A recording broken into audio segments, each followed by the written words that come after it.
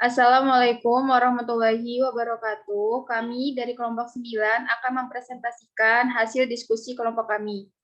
Sebelum itu, saya akan memperkenalkan anggota kelompok saya yang beranggotakan.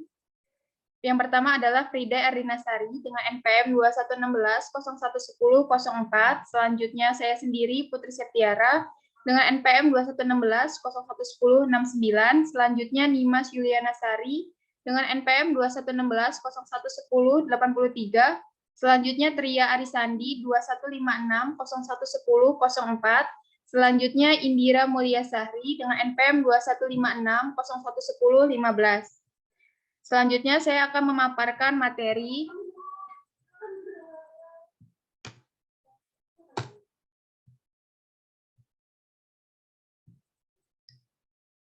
Materi yang akan saya paparkan adalah tanah pada budaya Minangkabau. Pada masyarakat adat Minangkabau, mereka memiliki kekhasan hukum, salah satunya yaitu bapu sako, yang berarti setiap suku ataupun kaum memiliki kekayaan material yang biasa dikenal dengan harta pusaka tinggi kaum.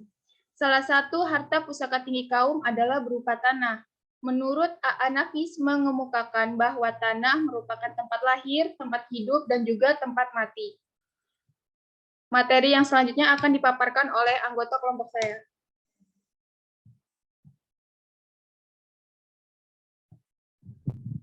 Selanjutnya, dalam Perda Provinsi Sumatera Barat Nomor 6 Tahun 2008 tentang Tanah Ulayat dan Pemanfaatannya, pada pasal 1 ayat 7, pengertiannya tanah ulayat sebagai bidang tanah pusaka beserta SDA yang ada di dalamnya diperoleh secara turun-temurun merupakan hak masyarakat hukum adat di Provinsi Sumatera Barat.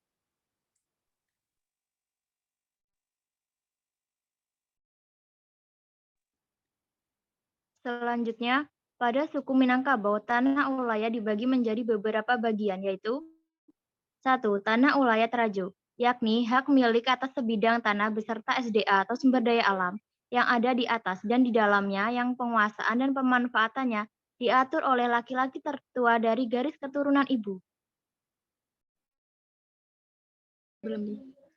Yang kedua, tanah ulayat nagari, yakni SDA yang ada di atas dan di dalamnya merupakan hak penguasa dan oleh Ninik Mang Ada Nagari atau kan dan dimanfaatkan sebesar-besarnya untuk kepentingan masyarakat nagari, sedangkan pemerintah nagari bertindak sebagai pihak yang mengatur untuk pemanfaatannya. Yang ketiga, tanah ulayat suku, yakni hak milik atas tanah beserta SDA yang ada di atas dan di dalamnya merupakan hak milik kolektif semua anggota suku tertentu yang penguasaan dan pemanfaatannya diatur oleh penghulu-penghulu suku.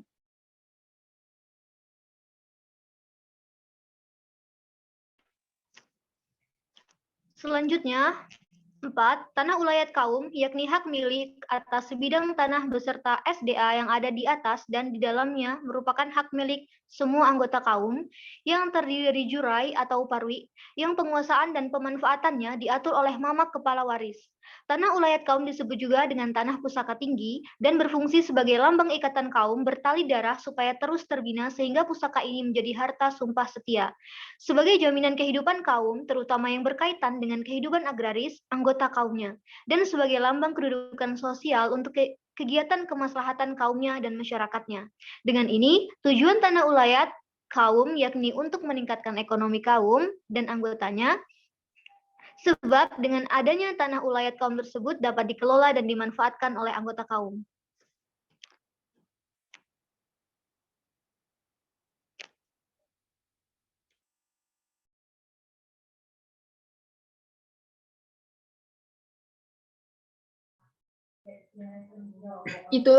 Itulah hasil presentasi dari kelompok kami.